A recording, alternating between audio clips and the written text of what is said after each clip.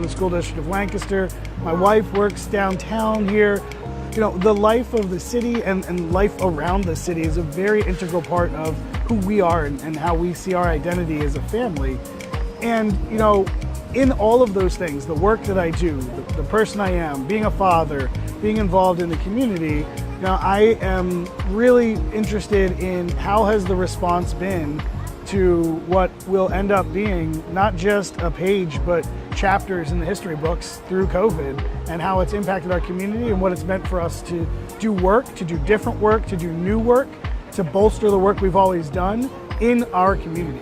You know, the reality of us being in different places with different resources, that's nothing new. That's as old as time. But we live in the wealthiest country in all of history, and we can do better. We can be better, and we can recognize that we have the resources to care about other people. One of those resources is access to vaccine. My mom is from East Africa, from Tanzania specifically. They had a president who didn't believe in the vaccine, didn't allow the vaccine to come into their country, and now they're significantly struggling as they're trying to catch up. Here in America, we've got vaccines going bad because people won't take them. It's insane. If it's not for you, then it's for your neighbor. If it's not for you, then it's for your grandmother. If it's not for you, then it's for the immunocompromised child. Make sure that you're thinking about, how do I, an American, be patriotic to my fellow countrymen? And that is to be able to participate in good public health. We at the United Way launched a program that we call Project SOS, and that stood for Share Our Stimulus.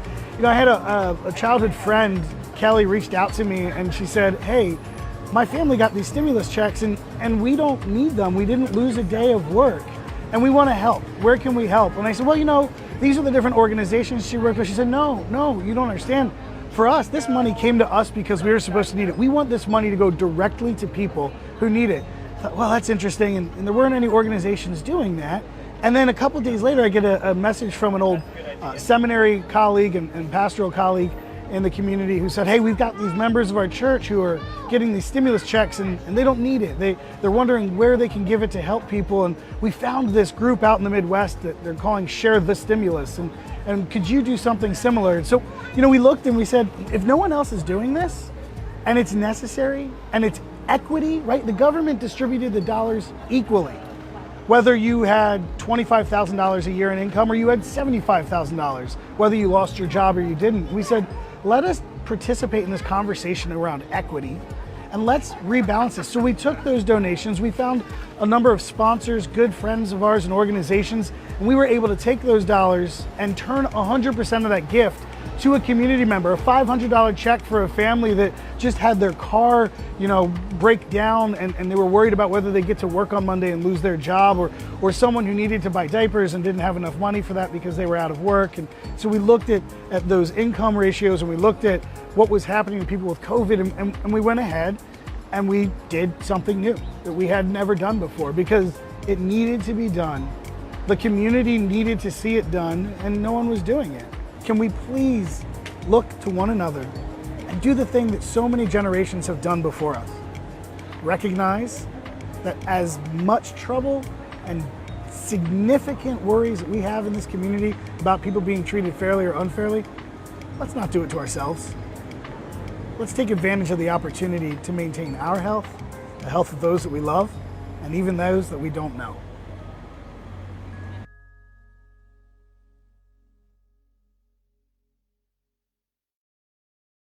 Good morning. Wake up, guys. It's TCP in the morning. Wake up!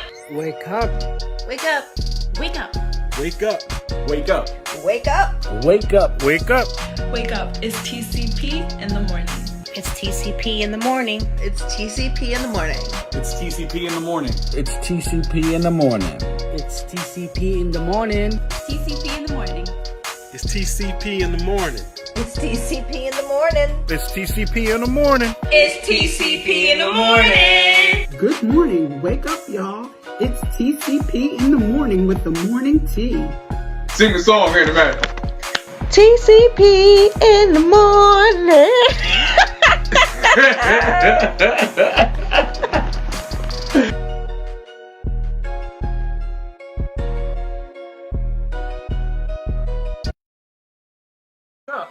It's TCP in the morning. Good morning, y'all. Wake up. Wake up. Wake up! Wake up! Wake up. Wake up. Wake up. Wake up, y'all. Wake up. Wake up. It's TCP in the morning. It's TCP in the morning. Let's go. It's TCP in the morning. TCP in the morning. It's TCP in the morning. It's TCP in the morning. It's TCP in the morning. It's TCP in the morning. It's TCP in the morning. It's TCP in the morning. It's TCP in the morning. You don't want to miss this.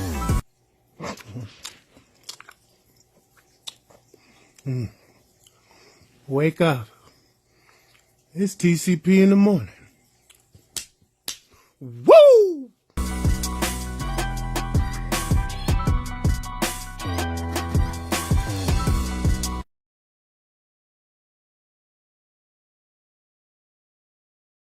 If you, hey, go, welcome, hey, Let's get it. Hey, now if you up, boy, we don't give a up, boy. It's Quiet Storm, and you know we got the clutch, boy. Oh, freak out. Good morning, everybody. Great time. Wanted to start off this Monday a little bit different. Bounce with us. Bounce with us on. Now, if you buck, down up, if you buck, down up, if you buck. Hey, listen, I'm from the south, and I really get down. Hello, I like to get my dance on like a good fellow. Something else, something mellow. Let's do the show. Give them the news, yo. Nut if you buck news, nut if you buck news, nut if you buck news. We don't give a what, do nut if you buck. We go all the way in, man. I be with my kid every morning. Get We 'em. giving you news, yo. We do it real cool, yo. And they asked us, yo, how you do it, yo? We do it from the top. Like a freak. I don't know. Lady L, Lady L, Lady L. Hey, Lady L. hey. Early act up. Hey. I don't know what to do. I need some breakfast. Hey. Child abuse. New York nurses. Crowds going wild. Pandemic or versus. If you work, Folks, good morning. Wake up. Brush your teeth, brush your ass. Hope you enjoyed that little knucking and bucking. It's TCP in the morning. Yeah. Let's give it from the top. So, well, folks, got a jam-packed show for you today. We're gonna give it to you like we only know how to. Hey! rock with us. Yes! Heading into a new month. Well, It's the last day of Super Bowl is set. Hey! Come on, everybody. Hey! let's go now. Welcome to the show. Ladies and gentlemen, wake your ass up. Brush your teeth, brush your ass, because your morning team is back. What up, though? How y'all doing? Happy Monday. Listen, y'all tuned. Y'all in line for a special one. Better than football all weekend. Yeah. All right, we giving it to you. Super Bowl style every day. Yes. Good morning. We missed y'all. I hope y'all ready to go. Yes. Let's go. Lady out. Good morning, good morning, good morning. Guess what, guys? It is the end of January. And unfortunately, as our brothers from Bone Thugs and Harmony said, it's about that time. It's about the first of the month. I just want y'all to get ready. I just want y'all to know. Also, I got affirmations today as we continue to explore the CRT books. In today's book, 39 Lessons for Black Boys and Girls. All right, guys.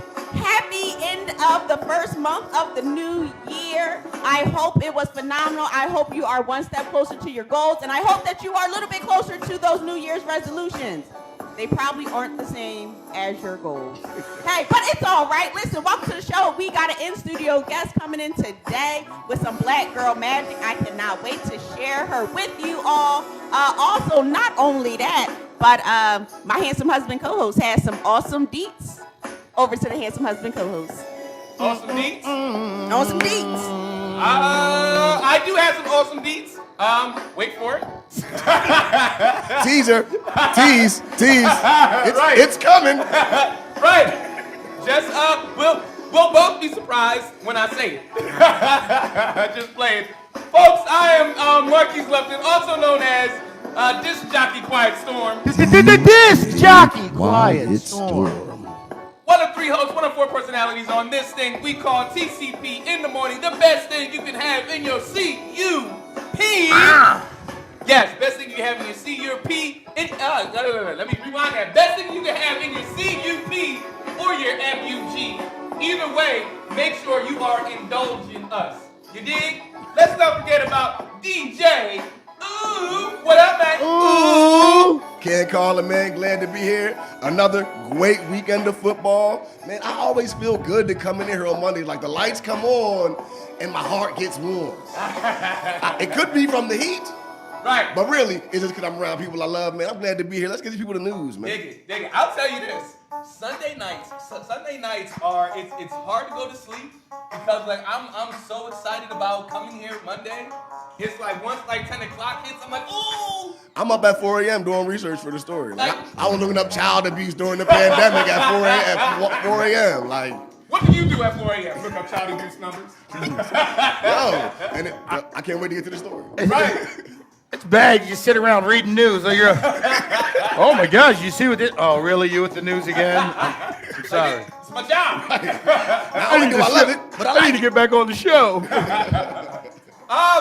Folks, good morning. Don't be rude. Say it back. We appreciate you joining us on TCP in the morning, the best thing that you can have in your cup. You could have been anywhere else on Facebook, but you decided to be here with us today. And for that, we say thank you. And good morning. Hey, what up? IG World, what is going on? Again, to you all, good morning, don't be rude, say it back. Like my grandmother would say, did I sleep with you last night? If I didn't, say good morning. So, there you go. Apparently, if you sleep with people, you don't have to say good morning. Lock it down, put that in. They got all the goodness when you slept with them.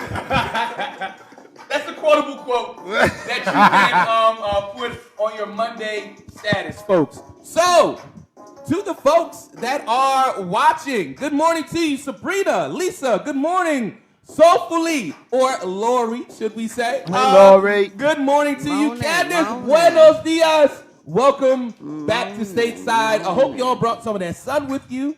Apparently they did because it's going to be 48 degrees all week. I like that. Besides today. Because it's been cold all week. Oh, my goodness. Brutal out here. Oh, my goodness. Like nipple weather. Also, Taekwon, good morning. Soulfully says, oh, y'all getting crunk today? Yes, indeed. Corinne, good morning. Candace says, bars. Corinne says, hey, Lady L. Lisa says, hey, get it, Lady L. Candace says, Lady L killed it. Yes. Soulfully says, Lady L got them bars. Oh, my goodness. Rebecca says, thanks for providing a fun way for me to shake it and make my kid roll his eyes at me. Oh, we do it all. We do it all. We'll make sure we do that every Monday morning just for you, Rebecca. Lisa says, nah, tie up before Jesus doing beats. That's what's up. James says, good morning. Love this energy this morning. Yes, we appreciate you joining in. And then Yvette Foster says, morning. Good morning to you Yvette. as well. Folks, just don't be a looky-loo. Say something. Say something. Join in. Like DJ 00 says, I'm looking at the names that are watching, and we will call you out if you are just a peeping Tom. Who we calling out today? Nina Pagan. Nina, I see you, Nina. Candace says, yes, Lady L, we're coming back recharged and refocused. Good. I hope that truck's off of Y Bank next week. Oh my gosh, you just ready to put them Put them right back to work. Yes, you had your vacation. Get back to work. This is coming from a bitter married person who wants her own vacation. So get back to work. My goodness. One entrepreneur to another. Get back to work. Oh, man. Bitter and hungry. Yes, yes. Right. I just can't wait for the cuisine to come back because I've been missing some A-Lees. Right. I can't wait to go on a 2-week vacation. Maybe 3 week. Three week out. vacation. Dilly. Yeah. I know why we will be taking that vacation. So yes, I can't wait to go on that vacation either, Sarge. Dilly dally. Yes. Out. So folks, we have a jam-packed show for you today. Child abuse numbers have increased during the pandemic, sadly, among black children. So we're going to get into that. Councilman David O wants to end the soda tax. It's about time. One of those council members, like, it just seems like somebody should have jumped on it like the year after. But hey, we're here now. Shout out to David O. And also the PA Dems declined to endorse a Senate in the primary, which I say is about time. You know, stop trying to decide the democracy and let the people decide. Right, let me just give Brother Malcolm Kenyatta all my coin, because that's who I'm voting for. Right. I'm just gonna go to his Ag Blue after the show and give a couple dollars, whatever I can. I'm just pouring it straight out my IRA, 401k, yes, because I support that brother. And it's gonna come straight out of my BANK account. So Lisa says we all go through withdrawal when TCP is on break, crew included. Yes. I'm like, I need my news. He keeps calling me. Be calling sergeants to talk about a news story. I've been on vacation looking at news stories like, babe, look at this. Look at she's like, what? Are you looking at the news? Like, all the news happens when we're off. Well, you know what? I got some news. And I mean, let me know, guys. Should we do a giveaway this week? It'll be Black History Month. Absolutely. The Ware Center has African stories coming up. Guys, let me know in the comments if you want us to give away some tickets. I'm thinking maybe like a family 4-pack of tickets. Yeah, that sounds like a great idea. Family 4-pack of tickets. We'll give them away give them away tomorrow. Share the stream. And we'll see who shared the stream. And we'll inbox you tomorrow, let you know if you want a ticket. So please make sure that you are sharing the stream. Let us know that you shared the stream. Let a friend hop inside our comment section and say, hey, I am here because so-and-so sent me. Let's do that and earn yourself some tickets to the Ware Center. We'll have those details down in the comments for you. But I'm excited. All right. I'm excited. Welcome to the show, guys. Happy Monday. Yes, Happy Monday. We might as well just say it's Black History Month. So let's get ready for it. Let's give the people what they want. We are coming up on that time where we must deliver the news. Hey. Come on. Bop. Hey. Get that funk. Boom. Hey. Ow. Yeah. Hey. Ow. Yo, I feel like doing the sprinkler. Oh, shit. Yeah. You know what? Time to give the people, give the people what they want. And that's the news. With a shimmy. Thanks for stopping by. Our first story for today, folks. Let's go. Begins child abuse deaths increase among black children during the pandemic. This comes from Blavity.com, and we're starting off this week on a somber note, unfortunately. Featured in a recent National Child Care report released last week, new studies highlight an increase in black children who are more vulnerable to child abuse-related deaths, despite original reports that showed a significant drop in cases during the beginning of the pandemic. Overall, this is a troubling find that experts are now saying that children were out of the public eye during the pandemic, and some cases likely weren't reported until they became more severe, if at all. The recent findings were released in 2020 in a maltreatment report, which showcases information as to why black children are more vulnerable to child abuse and parental neglect. The report discloses early findings from October 2019 to September 2020 that show how children protective services have been slammed, resulting in slower responses and a decrease in reports being investigated. Disparities that were present before the pandemic were intensified, and COVID-19 exposed gaps in our human services delivery system. As we continue to navigate an ongoing pandemic that has resulted in more families needing to stay at home, here are the facts at hand surrounding the nationwide disparity. So folks, unfortunately, these child abuse numbers are increasing. Child abuse deaths are increasing as well. And we can make this correlation between not just the pandemic, but also access to opportunity. When you have lack thereof of access to opportunity, feelings, tensions, you know, you're operating at high tension.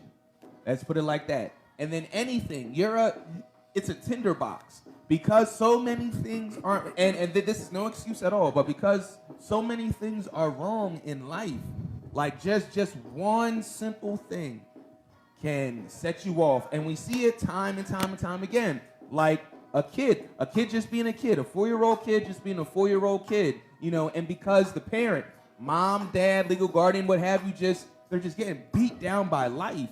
And that could have been the last straw. And then we see mom, dad, or guardian act out. And we see this time and time again, and we see this more, especially now during the pandemic, with families that are struggling with finances. So it's a horrible find. It's a horrible find, but I hope that this begins a serious conversation on child abuse, especially in the Black community. We go back to 2017, where the standards for accounting for child abuse deaths, it varies widely from state to state. All right, in some counties, a death, in some counties like Ohio, all right, in some Ohio counties, a death isn't counted if there are no surviving siblings in the home. In Michigan, in some cases, a death may not be counted if the assailant is not a parent or legal guardian. For example, if a mother boyfriend kills her child, like there's no set definition for what constitutes a maltreatment death.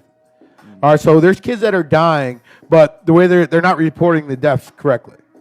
All right, so then the numbers aren't correct. So I really think this number is higher than what we're seeing right now. Yeah, Lady L. So actually, so here's the thing, right? And it's very interesting. So when the pandemic had first started and the kids were staying at home, what did we see? They were commuting to school via Zoom. They had those cameras on, and we started seeing some things inside the house that teachers otherwise had not seen. They seen parents getting high, parents getting drunk, parents half naked, half dressed, all kinds of things that really brought the school inside our homes. And so I think that was kind of like a catalyst or something for us to consider. But child welfare has a racist history. It has a racist history. Like, it's what we need for families and communities. They need service providers. They need resources. If you have to call the child welfare people to come and get the kids out the house, it's already too late. It's already too late. So we need to really be thinking about intervention and prevention. And child welfare, like I said before, has a racist history in America. I'm talking about from the orphan trains that they put the Native American children on, to taking Black children out of their homes, to kidnapping Black people from one continent to the other. The child welfare field has moved from, and they finally acknowledge that they have an issue of systemic, racial, and ethnic disproportionately and disparity to formulating and implementing those solutions. So in 2019, American Indian and Alaska Native children made up 1% of the child population and accounted for 2% of the foster care population. African American children account for 14% of the children population and 23% of the foster care population. And so that's what we want to, this is what we need to expand on and talk about and discuss, right? How are our kids overly represented in the foster care system? And now we're having a discussion saying, well, the kids were severely abused during the pandemic time, but then they also are overly already represented in foster care. So what's going on here? Did you not save all the abused kids before the abuse had happened? You see what I'm saying? And it's scary, right? Because Black people, and stop me if you heard it before, we grow up. A communal thing that we all have is what happens in this house Stays in this house. Hallelujah. Hallelujah. So imagine that as a kid, you're growing up. My mom gave me a black eye. What am I going to do? What happens in this house? What? Stays in this house. That's right. But however, how do we still seem to see a disproportionate number of Black children then in those settings? We start to see issues with cultural incompetence. We start to see issues of of white supremacy and their standard of living and life, and then it being imposed on black and brown people, and then you come and take our children saying that we're not living up to a certain standard, we're not providing to our children up to a certain standard, but culturally you have no idea what you're talking about. You have no idea what you're talking about. So, I mean, and I think that adds to the overrepresentation currently in the foster care system. And it's crazy because racial disparities, they happen all across the decision-making factors along the child welfare continuum. And like I said before, African-American families are overrepresented, period.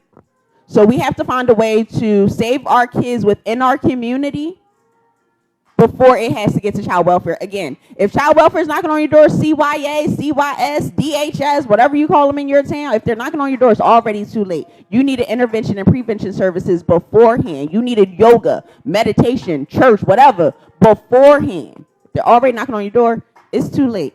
I'm sorry, guys. I don't know if I stayed on topic, but I just I look at the pressures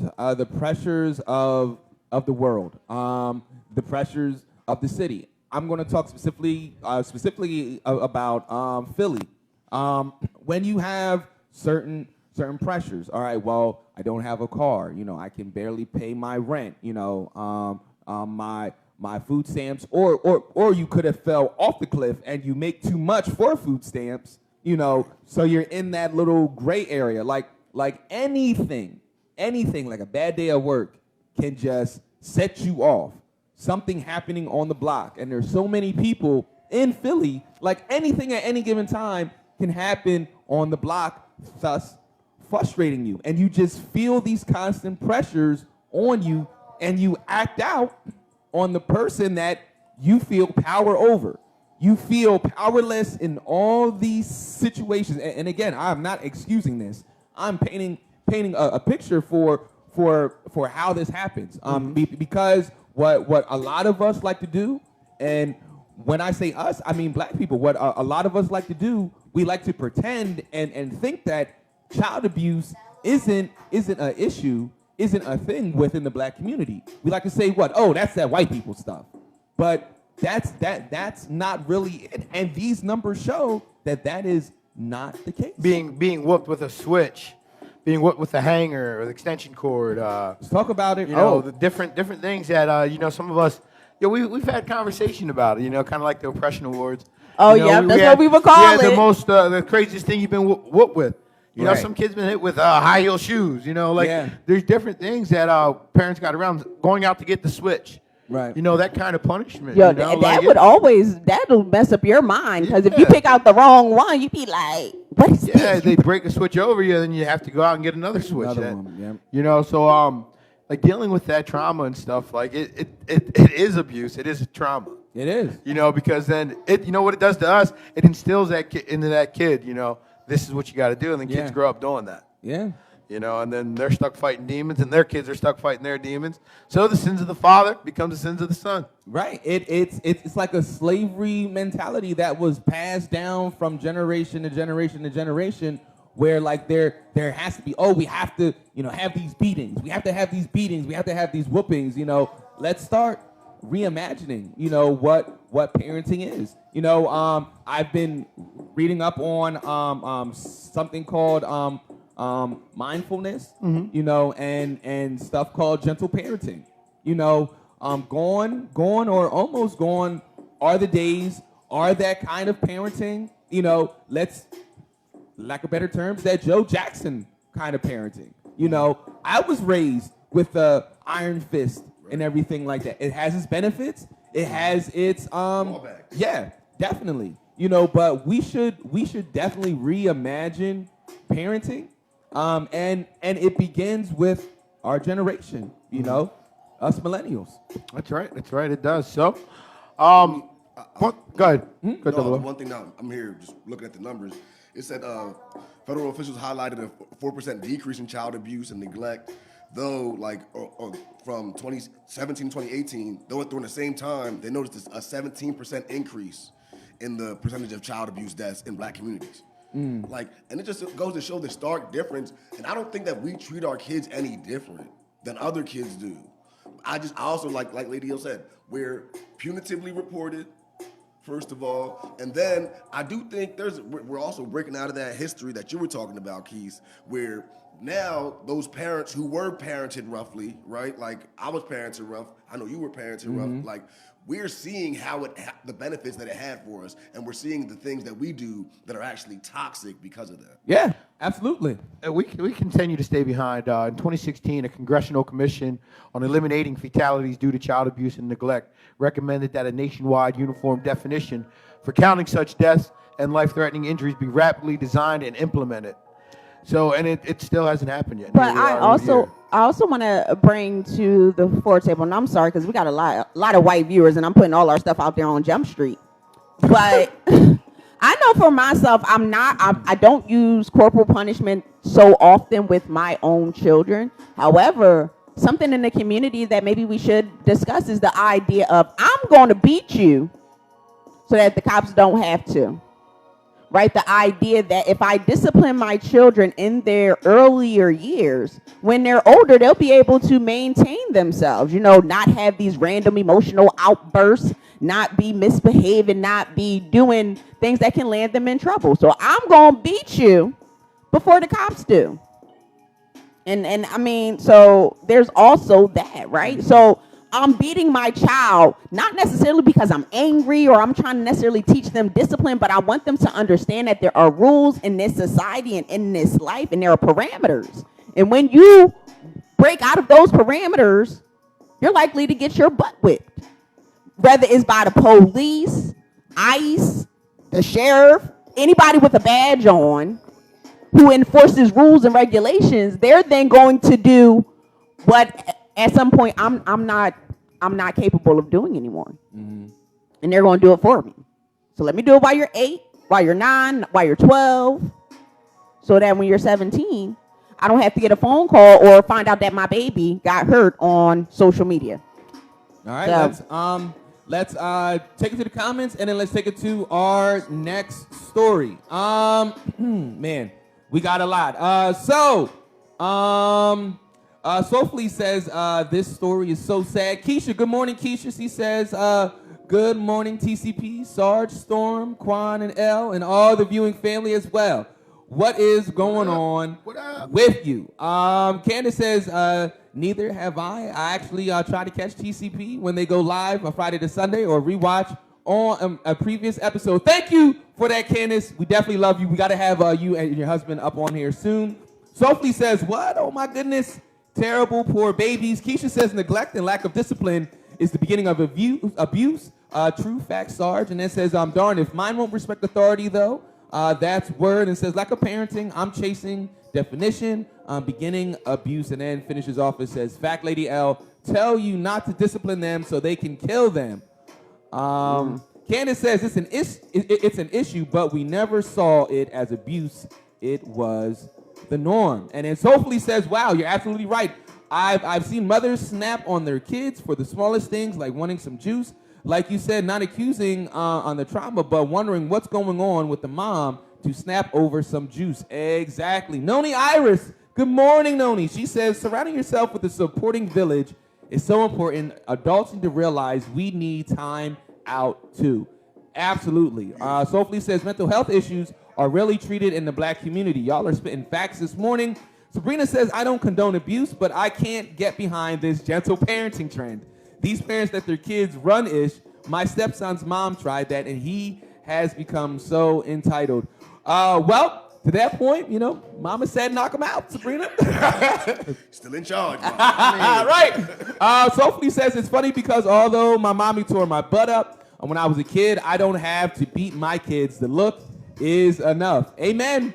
G.I., good morning to you, brother. He says there's a difference between discipline and abuse. The line is sometimes a thin one, but it teaches consequences. I would rather discipline my child with a belt than have a judge do it with years. Amen to that. Sophie says, wow, Lady L, that's crazy perspective. You said it. Beat them before the cops do.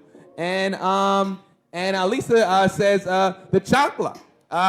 Find the law of gravity in my house. turned corners and through doors. The kitchen spoon was second. The chancla, my Latino friends. The chancleta? Yes, I thought they were chocolatas. I have experienced that too by at least 4 abuelas. So yes. Sarge, can you take us to our next? Yeah, we're gonna talk about some big ballers. You know who grinding. Oh, you know they got caught grinding. They were out here just trying to get money. Right. You know they out here trying to get that paper. Right. You know it's not like they didn't have a whole business going. All right. But so two nurses on New York's Long Island are being charged with forging COVID-19 vaccination cards and entering the fake jabs in the state's database. A scam that allegedly raked in more than $1.5 million. The Suffolk County District Attorney on Friday arrested Julia Devon, 49, the owner and operator of Wild Child Pediatric Healthcare in Amityville, and her employee, Marissa Uraro. There's a lot of R's there. I didn't roll. Sorry. 44, according to a complaint. From November 2021 to January 2022, the pair allegedly forged vaccination cards, charging adults $220 apiece and $85 per child for a fake record that would land in the New York State Immunization Information System database. All right, so when we say November 2021 to 2022, that's 2 months, 3 months? Because we're in January 2022 now. Yeah. All right, so they've been watching them for a while, so they made $1.5 million in a matter of 3 months. At what point did you think, yo, maybe I should get out of this business? Yo, greed. Right.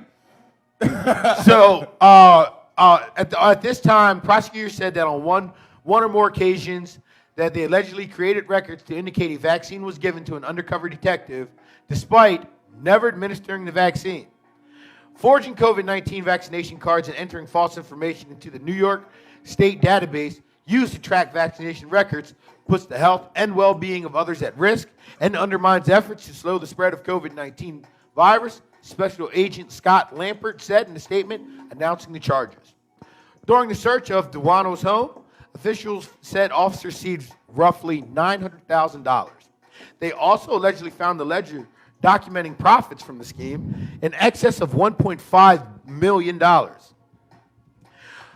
Devon's husband, Darren Duano, who is a New York City Police Department officer, is being investigated by the department's Internal Affairs Bureau in terms of his possible involvement in his wife's alleged scheme. So, Duano and Urara are being charged with 1 count of forgery in the 2nd degree. And Devano is also being charged with an additional count of offering a false instrument for filing in the 1st degree.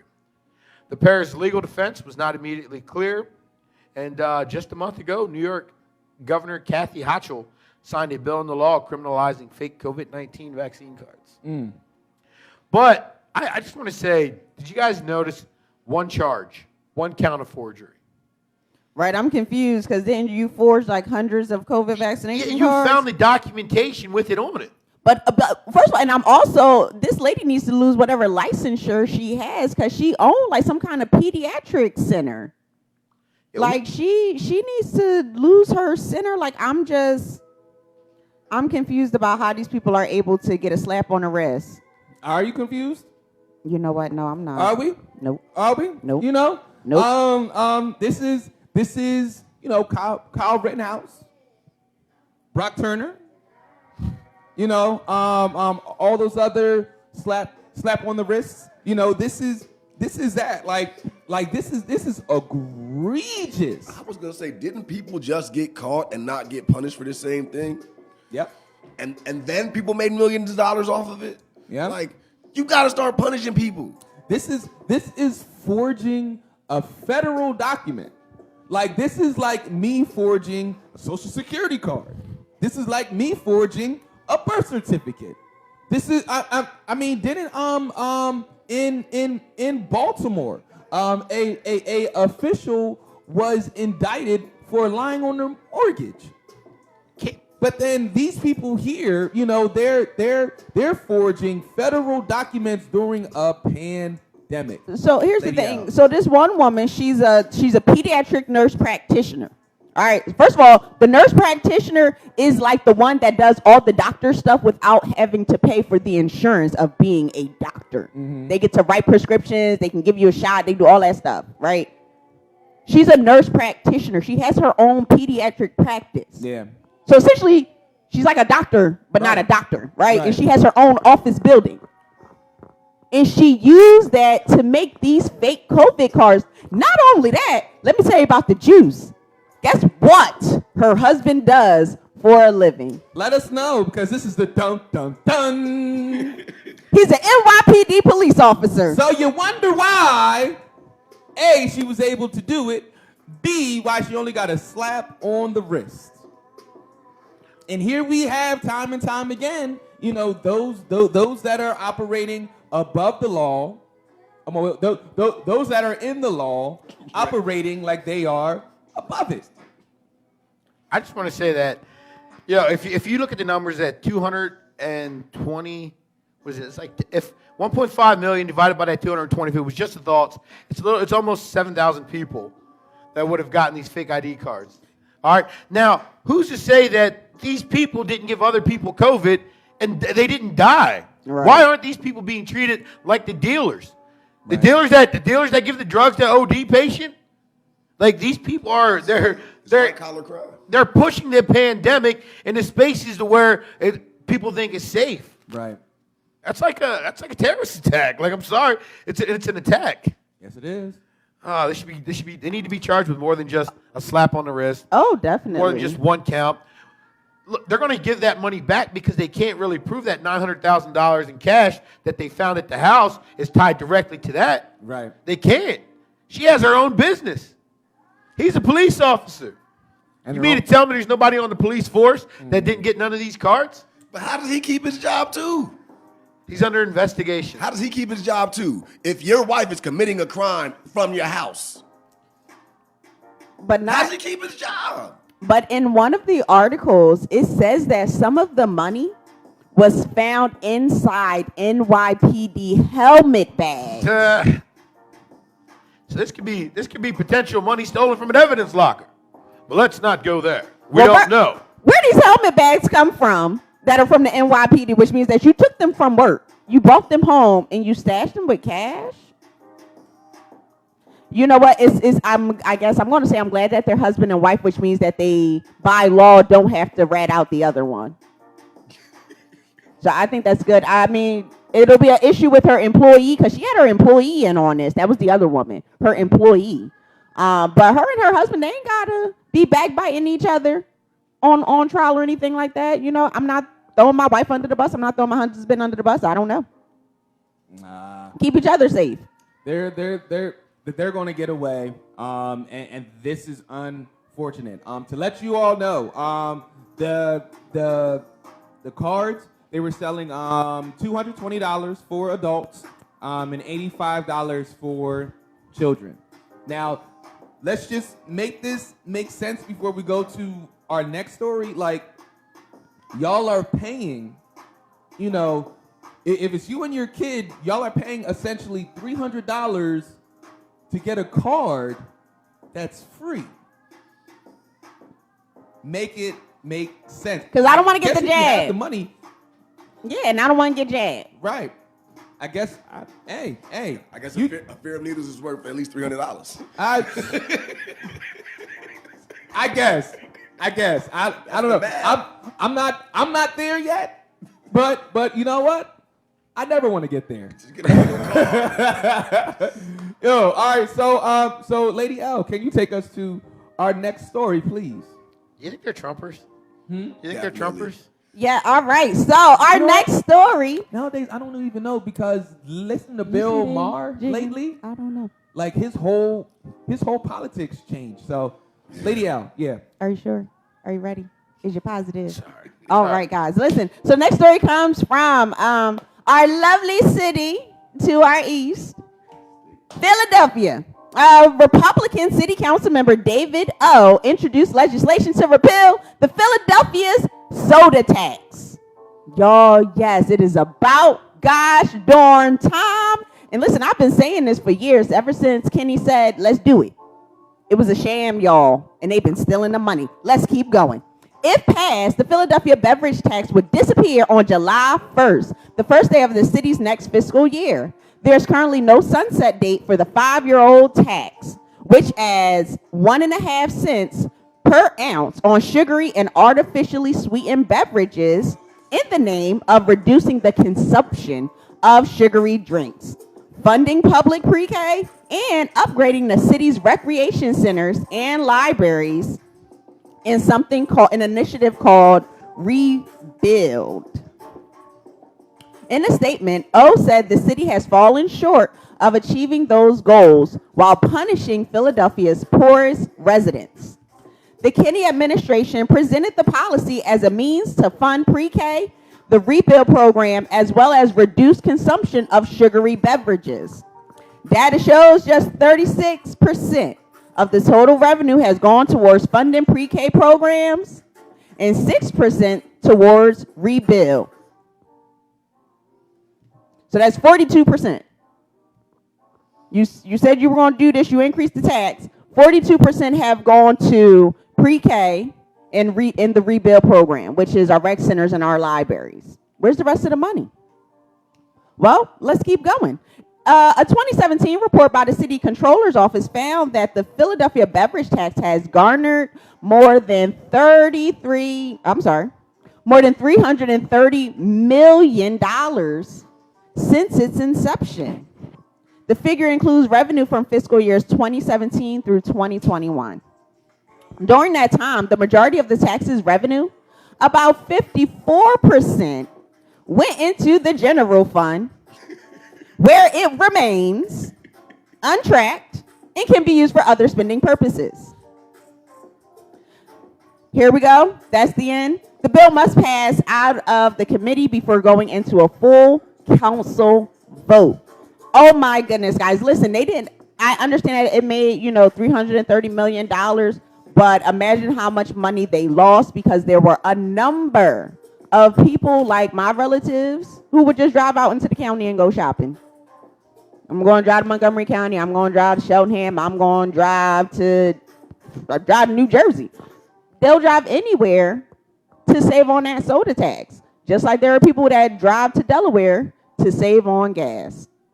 And again, this whole soda tax thing, this is something that I have been talking about for years, even from the beginning of TCP in the morning. The soda tax was a scam. We knew it was going into a general fund, and I said, listen, guys, we should not be supporting this. Everybody was so caught up in the whole, but pre-K. There are millions of people in Philadelphia. Out of 5 years, you've only been able to get 10,000 kids into pre-K services? That's it. That's one neighborhood. It's unacceptable, Kenny. Over to the desk.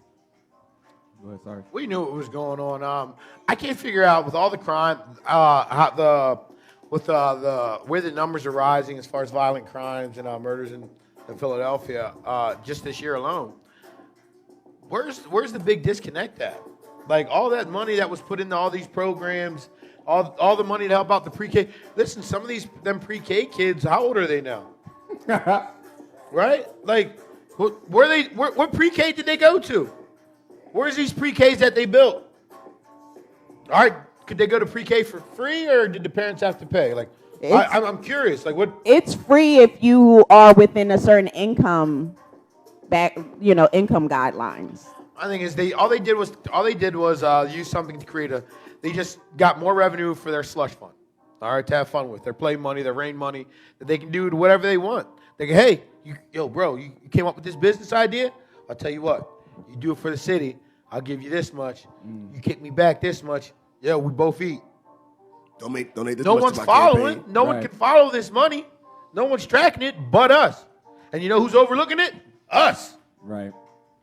It's just like the police investigating the police. Yeah. Discretionary funds. Right. Worse, man. As the city of Philadelphia, as the school districts looking for money, as they're looking for teachers, and gosh darn it, they're looking for a new superintendent. Like, and then you say, what? We don't have enough money. There's not enough money. What?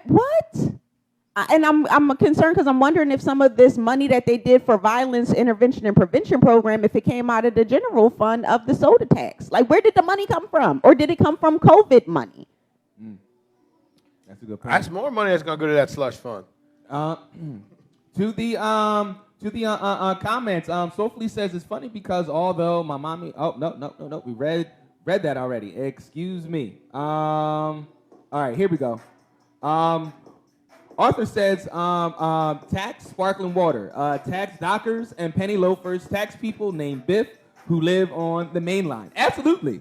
Tax those that can afford it. Right, and you know what's interesting? Within the city of Philadelphia, they do have certain taxes. One thing that is really interesting, though, is that if you live in the city of Philadelphia and you work in the county, that county taxes your paycheck for working there and not living there. So if you live in the city of Philadelphia, be mindful of that. I want you to check out your tax. If you work in like Conshohocken or some other county, there's going to be a little blip on your check that says, that county's name and some tax coming out because you don't live there. So that's something to think about, is that you pay an additional tax for living and working in two different places. And that's something to be mindful of. But we're not necessarily doing that on the side of the city, right? Are we taxing people who work in the city of Philadelphia who don't live here? Are we taxing people who come into the city of Philadelphia to work at the banks, to work downtown? Are we taxing them for working here and not living here like they do when we work out in their counties? Nope. Something to think about. Shouts out to Fly Guy Eli says, someone forwarded me this live. Great work, y'all. Oh, yo, Nuke. What's going on with you? I knew he had to be with the Fly Guy thing. I thought that this was a bad idea from the inception. Like when I heard soda tax, like they were really selling this as a soda tax, and like as I was, because we were living in Philly at the time, and like I would frequent the corner store, and I'm just thinking about like all this soda and all these kids that come here to buy single sodas. Like these prices are about to go up, and it's about to affect the people. Like they're trying to make money off of people. Right. And I'm like, wait. Because guess who ain't selling soda? Whole Foods. Exactly. Fresh Grocer. And then to find out that like, oh, it's not just a soda tax. That's just what they called it. Right. It's a sugar tax. Yep. So anything that has sugar, the price is going up. So that means something like almond milk. Yep. The price has gone up. It's called an everything tax. Yo. Everything good tax. Then they painted this picture like, oh, it's going to go to pre-K and everything. And we did not see pre-K, kindergarten, or anything like that expand within the city.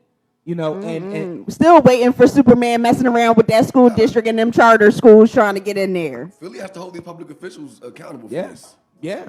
Everybody who's been in there is involved in some form or fashion, Right. and allowing it to go on for as long as it's going on. People need to pay retribution. Like there needs to be something done to reinvest that money with intention into the community. Has to be. Right. And for David O, to bring this up, like folks, David O is a Republican. Like he's one of the only Republicans on Philadelphia's city council. So the Republican, said, okay, enough is enough. I'm not gonna lie. He might be the next mayor. He might be First the next Asian mayor of Philadelphia is a Republican. And David O, I'm a fan. He has this big event down at Temple every year for Christmas and I'm a fan. So yeah. I'm surprised that like Kenyatta, who else? Curtis Jones. Those council members, even the mayor himself. I'm saying surprised, saying it tongue in cheek, but I really want to know why they didn't propose stopping this. Saying, all right, it's been 5 years, that's enough.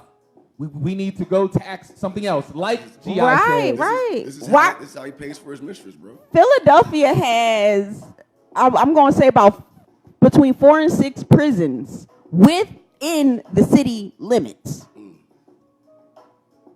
Why aren't they being taxed? Yeah. Why aren't they paying a little bit more? Huh? They don't put sugar in anything. They still owe the jail's money.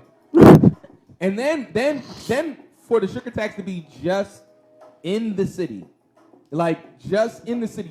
You could be in the city and go across the street. Right. You know, and you'll be just fine. But that's what we did. That's why we started shopping at the ShopRite at Shelham Mall. Yeah. But I mean, but that's also a privilege though, because we had a privilege of having a car and to be able to travel Clear across outside town of the city. You know, like that's a privilege. If not, like you're stuck paying those higher prices. And the thing is, it's not just that higher price that you're paying. It's also the higher price of SEPTA, because now SEPTA has gone up. You know, so when people say it's expensive to be poor, this is exactly what they mean. It is expensive to be poor. Go ahead, Sarge. Yeah, because no matter how you're thinking about it, when you think about, all right, if they increase parking, all right, they increase parking. Say you can't afford parking, you go down there, you don't have enough change one day or whatever. You know, you get that ticket increases. All right, that ticket turns into a fine. Now your fine is what? Your fine is $200 some odd or something. Yeah. All right, it goes up because you can't pay it or something. You know, and then now you can't pay the tickets. So now they're going to suspend your registration or your license or whatever. You know, then it just kind of keeps adding on. Now here you are. Now you owe $5,000, or you're going to have to go to jail because you don't have it. Right. Which is weird because it's technically against the law. They're called peonage, and it's against the law to lock somebody up because they don't have enough money. But yet the way that the American justice system is that it makes it seem like it's not that you're poor. They'll try to skew like, oh, no, you're just not paying your bills or some weird kind of way. But no, you're actually just locking people up because they are, in fact, poor and broke. So, folks, want to let you know that you are listening and watching TCP in the morning, brought to you by, empowered by Patience Are Wedding and Penny.com. This week marks week number 5. We are down to our final 2 weeks of our Health Equity Festival, folks.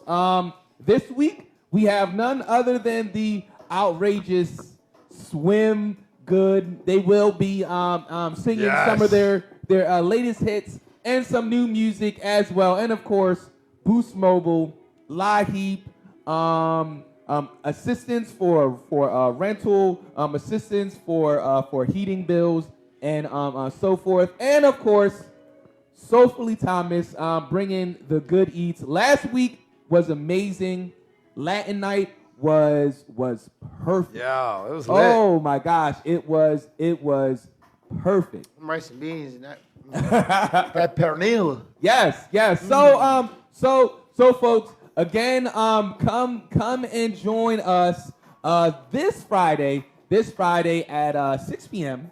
Yes. This Friday at 6 p.m. at Christmas Addis Community Center for week 5 of the Health Equity Music Festival. This is the last 2 weeks. Yes. Last 2 weeks. So yeah. If you haven't been to one yet, what are you waiting for? Right. Do we have any comments? I do have some comments on IG, and then if you can address the comments. Read them. All right, so I got some good mornings. The Hood Trainer got a couple things to say. Okay. They said they corrupted here in Philly. It's sad. Everything is ridiculously expensive in Philly, and they building more prisons, but not putting the money in the school system. Yeah, that sounds like Philadelphia. That sounds like it. That's why we had to go.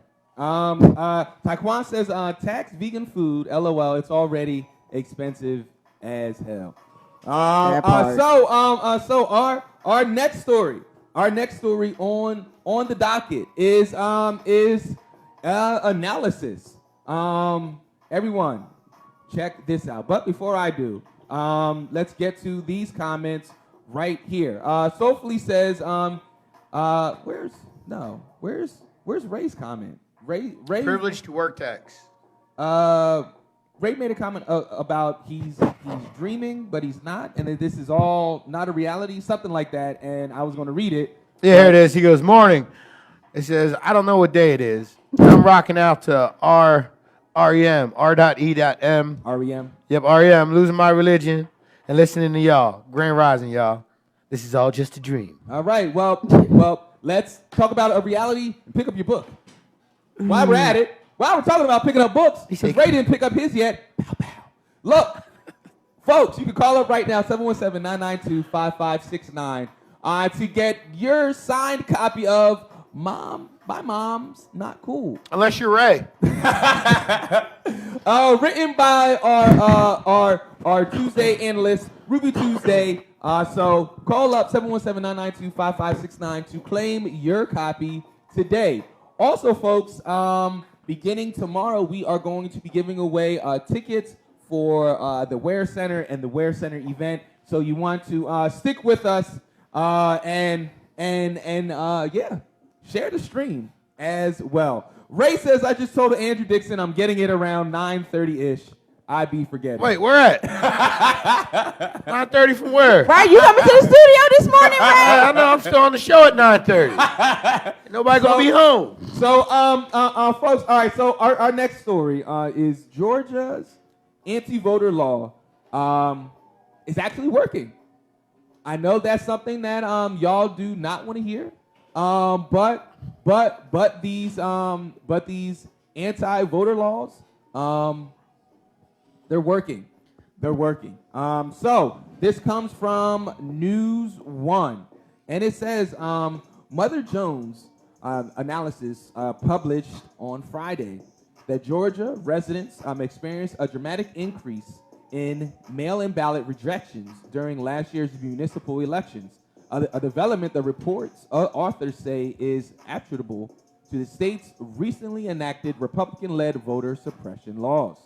According to reports, Ryan Little and Ari Berman state during municipal elections in November, Georgia voters were 45 more times likely to have their mail ballot rejection, to have their mail-in ballot applications rejected, and ultimately not vote as a result.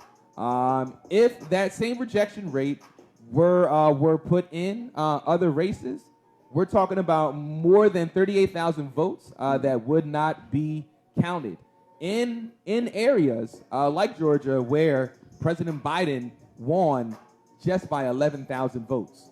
So in November 2021, Georgians who successfully obtained mail-in ballots were also twice as likely to have those ballots rejected once they were submitted compared to the previous year. So if that were the case in the presidential election, Donald Trump would have won. So we're seeing here that it's working. Unfortunately, it's working. Election law attorney Mark E. Elias, who along with colleagues won 64 of the 65 lawsuits challenging President Joe Biden's 2020 victory.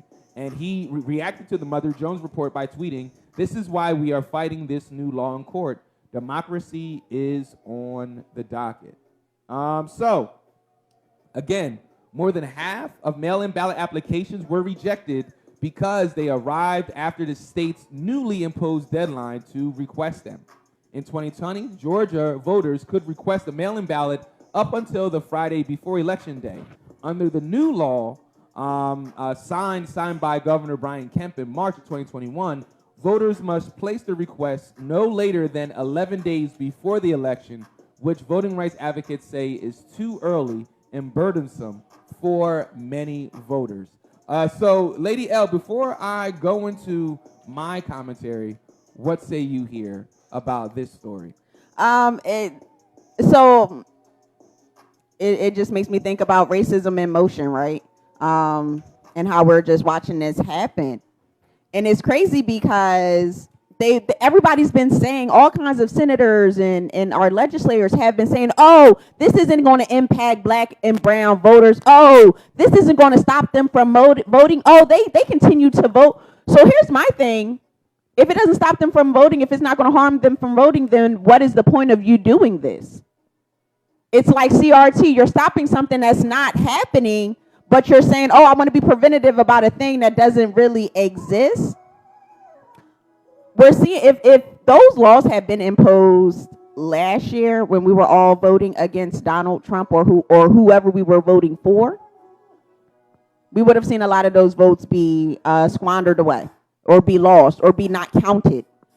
And the fact that we had a presidential election the way that it was in Pennsylvania, there were mail-in ballots that ended up in somebody's river.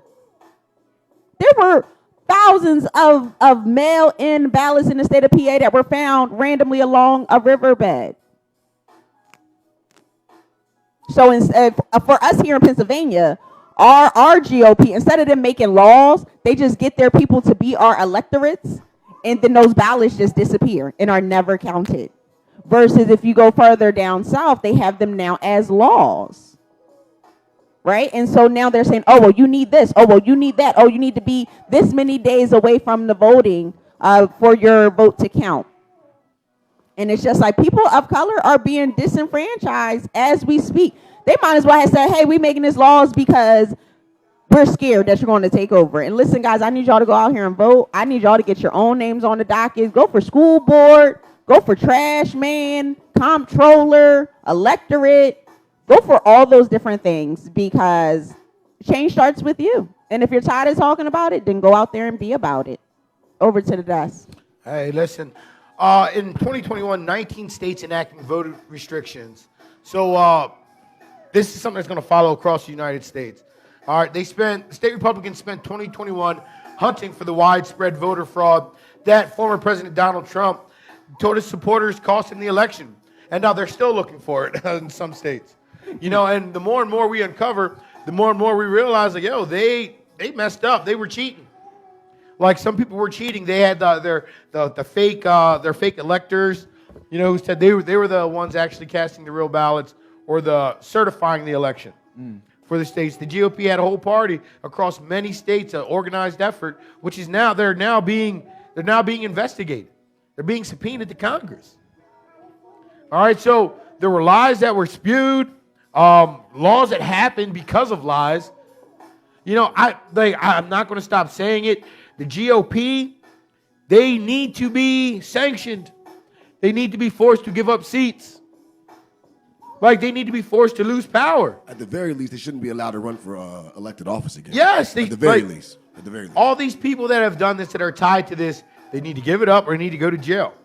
All right, we talk about sedition. This is sedition. Right? Folks, want to let you know that you are listening and watching and rocking out with TCP in the morning. We do have a Monday morning guest. I'm going to let Lady L do the honors of welcoming our guest into the conversation. Lady L. Hey, good morning, everyone. Thank you for watching. Thank you for tuning in. Listen, so we have a very special guest, founder, CEO of Kinfolk African Jewelry, Miss Devon. So this lady is phenomenal. That not only does she create awesome, authentic pieces, but she also does community work to uplift, you know, my black folks. You know how I like to do, right? So she's doing work to uplift us as well. And listen, if you can see my earrings, these are actually a pair of her earrings that I'm wearing right now. So welcome. Let's welcome Devon to the show. Thank you for joining us. Listen, I want you to feel free to talk and chime in on some of these topics until we come in and are able to really give 112%, because I cannot wait to share everything that you do with our audience this morning. Absolutely. Thank you for having me. Yes. Welcome. Yes, thank you for being here. So let's keep it moving to our fifth story. But before that, Gary says, good morning. The first thing I hear is a conspiracy about ballots being found floating in a river. I say, show me the ballots. I don't believe it's just more conspiracy crap. Show me the ballots. Show me the ballots. This is like the hanging Chad, the pregnant Chad. Like, remember going through all of that, you know, with Florida and George W. and whatnot. Sophie says, GI says, I just saw a video of the worst school in America and got a little emotional when I saw it because it was my former high school talking about Strawberry Mansion. And then says, I left years ago. So, yeah, Sarge, let's get to our next story, please. So our next story, we are staying home in the good old state of PA, the Keystone State. All right, so Pennsylvania Dems are declining to endorse in the Senate primary. Democratic activists just took a pass on endorsing in one of the biggest Senate races in the country. The Pennsylvania Democratic Party declined to throw its weight behind a candidate in the primary for the state's open Senate seat. A meeting in Harrisburg on Saturday. The non-endorsement is a disappointment for Connor Lamb, who has been trailing behind primary frontrunner John Fetterman, the lieutenant governor in polls and fundraising. The congressman from Western Pennsylvania had hustled behind the scenes to capture the party's blessing in the Senate race, arguing to Democrats in private calls and several campaign-style mailers that he is the candidate best equipped to beat the GOP nominee in November. No endorsement means no change in the existing trajectory of this campaign, said J.J. Balaban, a Pennsylvania-based Democrat strategist who is not working for a candidate in the Senate race. Given that John Fetterman has a substantial lead in the polls and the most money in the bank, he benefits the most from no one being endorsed by the state Democratic Party. The lack of an endorsement is also a small victory for other candidates in the primary who are not expected to win the party's backing. Though it was a letdown for Lamb, most Democratic insiders predicted before the vote that no endorsement would take place due to the high bar needed to receive it. And Lamb demonstrated that he has a significant amount of support in the state party regardless. The nod required winning at least 2/3 of the vote of state committee's people, and Lamb just fell short of that threshold. He finished in first place with 61% of the vote on the second ballot. Fetterman took second place, generating 23% of the ballot. We all started out 0-0. Every candidate has a chance to make their case to the pool of voters from around the state, said Lamb in an interview. We outworked everybody, so I'm honored to have gotten 60%, and we're walking out of here victorious because we showed them that we can outperform every other campaign. He added it wasn't 60% to 40%. It was a commanding victory over three other candidates. David Rodriguez, chair of the Pennsylvania Democrats Latino Caucus and state committee member, he said he supported Lamb because he is the most electable candidate in the primary. He's the only candidate that we would feel would win our general election against the Republicans. Rodriguez said previously he supported Fetterman in the 2018 primary for lieutenant governor, but that Fetterman did not reach out to him about this endorsement. He said, we haven't really heard from Fetterman since he won the lieutenant governor, he said. Democratic operatives said that the value of the endorsement shouldn't be overestimated. It would not have come with money, and candidates who carry the state's Democratic Party endorsement do not have a sterling record of success. In other words, it would not have been no guarantee. I want to talk about the four other people that are running for office. We have Val Oscarouche from the Montgomery County, Lieutenant Governor John Fetterman, Philadelphia State Representative Malcolm Kenyatta, and U.S. Representative Connor Lamb. So these four candidates, none of them are going to get it. None of them are getting the endorsement. Do you think? I feel like the Democratic Party they're just kind of standing out of this one.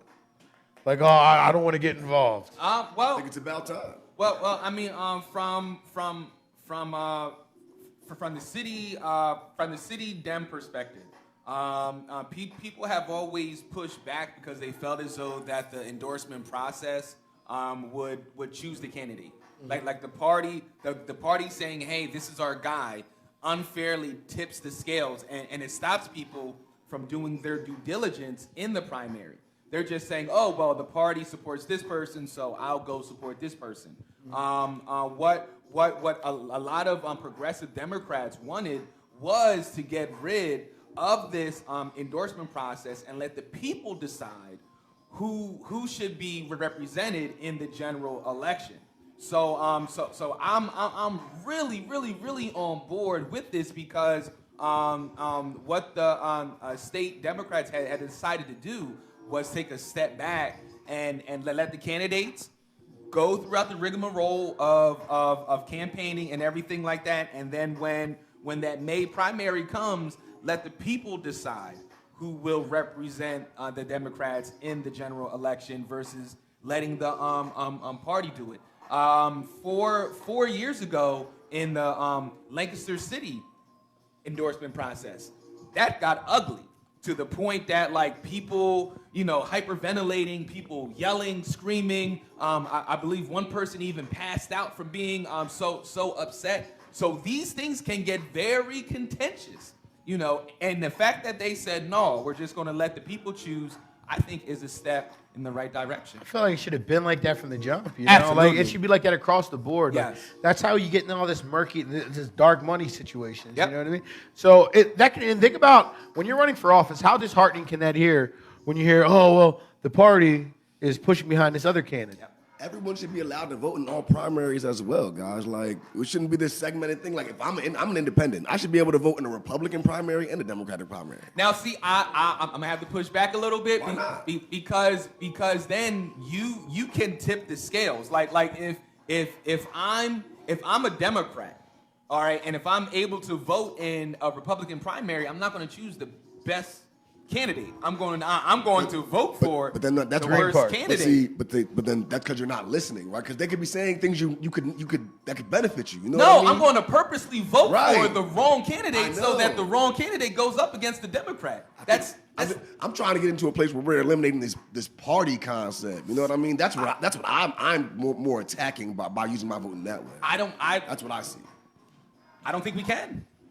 I just like the country was founded on parties and sex and everything Slavery. like that. Right, tribes and you know racism, all of that. We can't. If you want to chime in, please do. Yeah, you know, we can't remove it. I actually did have something to say because I feel like, are we saying that both parties are getting rid of the backing system, so they're not going to endorse any candidates? No, the Democrats. No, just the Dems right now. Democrats just chose not to for this specific election. For this, yeah, for this I don't specific think time. that's like they're looking out for us. That's just I don't see that. I see them saying, well, we know who has the most backing, the most financial backing, the biggest super PAC, whatever, and so we're gonna let them proceed and win. They know that a lot of us can't do our due diligence and are ignorant to how to even do our research and learn about these candidates. I do think it's the party's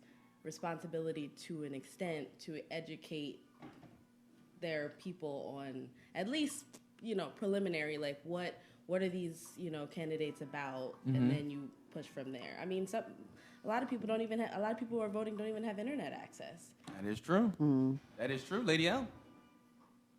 Oh, I just think that this is. I'm glad to see it, right? Because it is disheartening when you have somebody that you like. All right, let's just put it like this. I'm a fan of Bernie Sanders. I've been following Bernie Sanders for years. I remember even telling Marquise, like, I think he should run for president. Me and him used to have back and forth. And he'd be like, he need to stay where he at. And I'm like, no, this man should be president, right? And so when he finally got his chance to run, and the party said, what? Oh, we're going to back Hillary Clinton. I said, oh, heck to the no. Who voted for that? I didn't vote for that. South Carolina wins it every time. I know a number of other black women or black people, brown people who were not a fan of Hillary Clinton. So I sat back and I said, Democratic Party, who told you that was a good choice? South Carolina. They decide for us every 4 years. They take Biden. Biden's winning. What? So Biden just came off the couch. But that's the thing. I like the idea of pulling away from the primaries because you really didn't just leave it up to the people, because we're gonna go out and we're gonna show up for the person that we want. Like Malcolm Kenyatta, go out and show up for the person that you want. Then you get out of them. Well, it's the lesser of two evils. The lesser of two evils. Right. Like, stop saying that. It's not the lesser of two evils. If you're Who's the best candidate? Yeah, who's the best let's candidate? Have that conversation. Now that you've had your chance, the Democrats didn't pick your candidate. You've had the chance. You had the chance to go out and tell your friends, hey, let's support this guy. This guy's about what we want. Like, we have to be as supportive for our candidates as we are for our sports teams. That's you know what? Be that. Wear your hoodie around. It's time to vote. Every time voting season comes around, time to break out the old hoodie. All right, putting the hoodie on. Yup, going out. Yo, you registered to vote. What? No? Here you go. Like, we have to do something different. All right, we have to treat voting differently. All right, so I think the GOP, and we got a comment. Rebecca says that the news said that last night the GOP party isn't backing a candidate as well. So on both sides, that's great. That's what we need more of.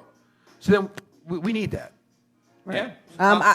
Noni Iris asked, why are the Democratic and Republican Party the two parties that get talked about? Honey, because those are the two parties that exist. All the money. Right, that's it. All the monies. That's it. Like, yeah, we know that there's a green party, and we know that there's a so-and-so party, and we know. And let me tell you something. Ain't nobody paying them people no mind because they ain't got no money. Just like we know that there's a RC Cola. It doesn't mean that we're going to get it. Right. You know, that doesn't mean that we're going to, purchase it. Right. When was the last time you had a Dr. Bob? You know it's there. You've seen it. Right, but you don't fool with it because you know that there is a sense of quality when it comes with those products. Just like even though we don't like the two-party system, there is a sense of quality that comes with a Republican and a Democrat. Gary says, what are the responsibilities of the lieutenant governor? Also, the lieutenant governor, while in office, is not allowed to campaign during business hours. Do yourself a favor, don't schedule a meeting on the day of open sessions with the lieutenant governor and then send out oppressively saying that he did not attend your meeting. The people who understand the government know that the session dates it happens for over 200 years.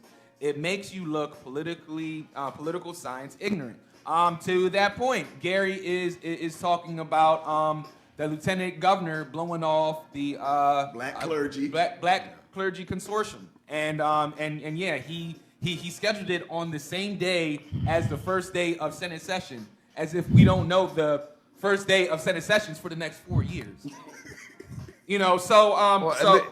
I mean, at least we I'm saying at least we know Fetterman's not blowing off the Democratic Latino caucus. Oh well, no.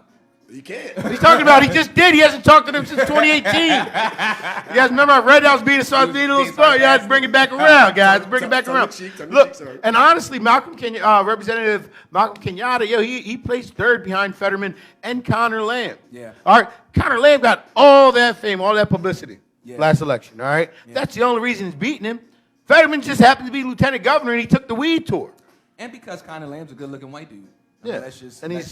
He's easy to sell that to people. Let's just keep it 100. Mm-hmm. And he's part of the LGBTQ community. No. He's not? I thought he was. I don't believe so. Look it up. I don't know, but listen, we got to get Connor and Kenyatta on the show. I'm rooting for Kenyatta.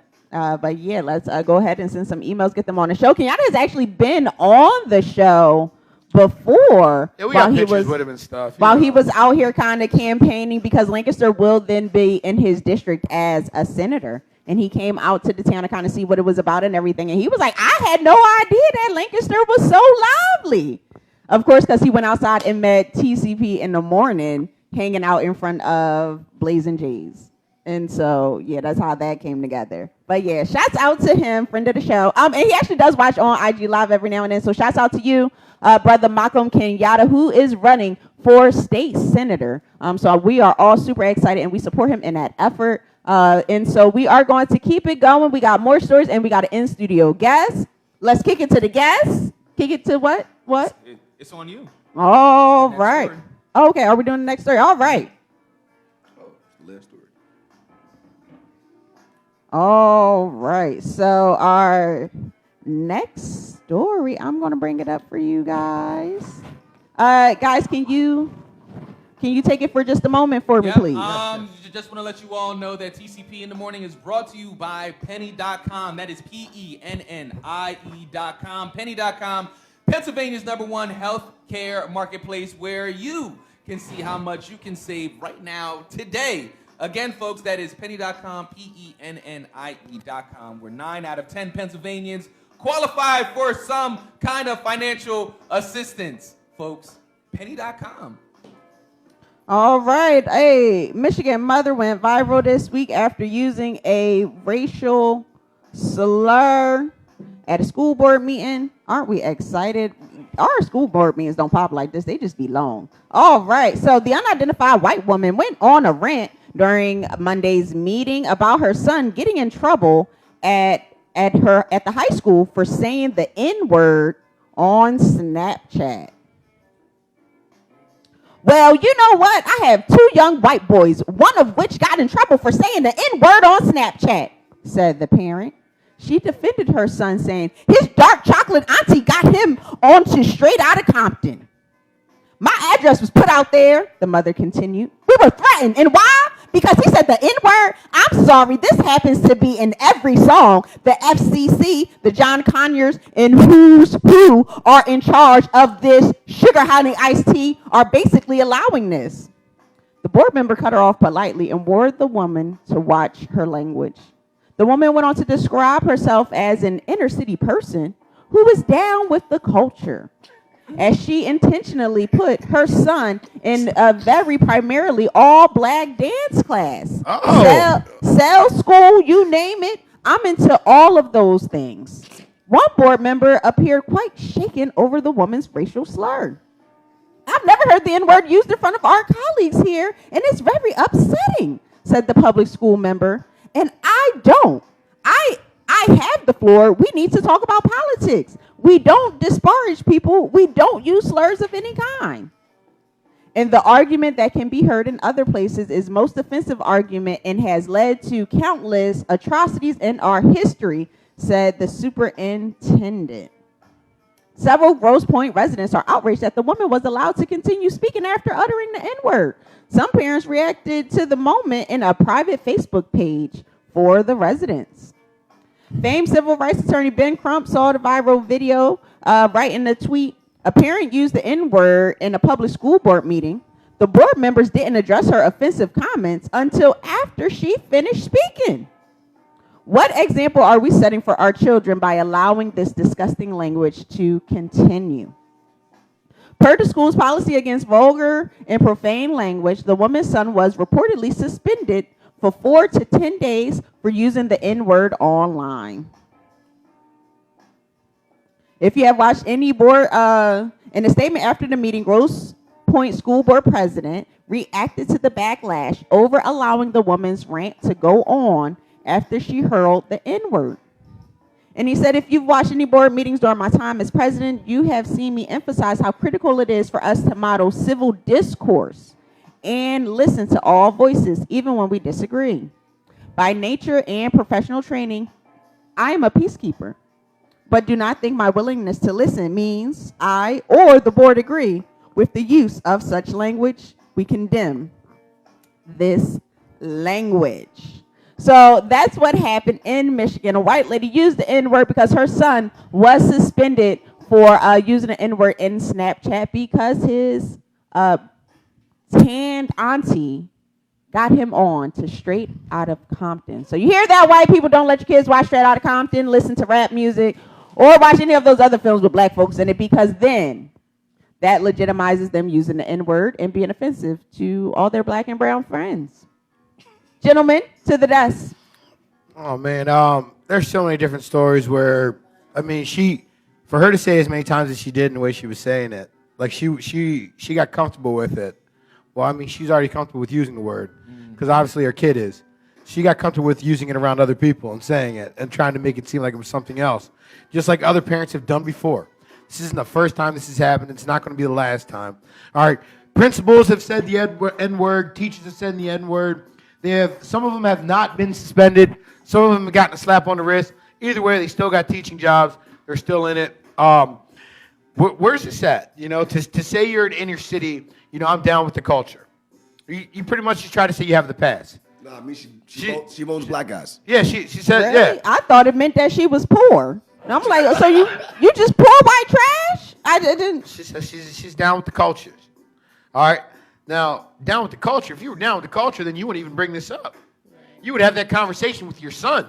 Well, son, what are you doing? Son, you can't use that word. No, because she got some black man that comes to her house and validates her using the N-word. Just because you watch movies and listen to music doesn't make you a part of the culture, man. Mm-hmm. But if she lives in a community, her friends are probably these black people.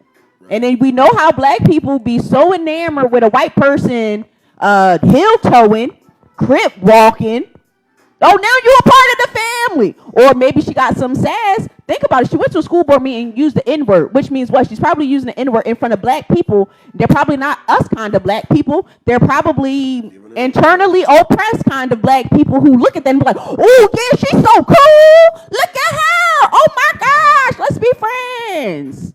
And them ignorant fools fed her full of that foolishness and further that idea that she's a part of the culture. and you're not. You got 5 black friends that are equally as ignorant as you are, man, and thought that it was okay. I'm sorry. Go ahead, y'all. MLK coined this phrase when speaking about white liberals and how they can actually be more of a detriment to the progress of black and brown people than actual racists. This comes from the letter from Birmingham jail.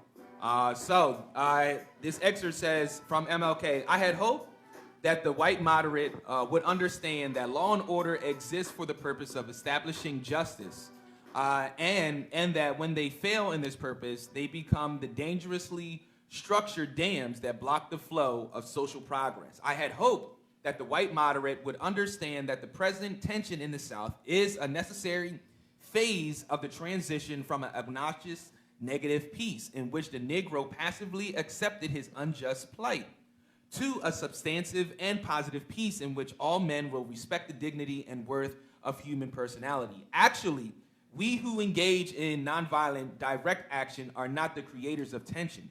We merely bring the surface the hidden tension that is already alive. We bring out the open where it can be seen and dealt with, like a boil that can never be cured, so long as it is covered up, but must be opened with all of its ugliness to the natural medicines of air and light, and injustice must be exposed. With all the tension is exposure creates to the light of human conscience and the air of national opinion before it can be cured.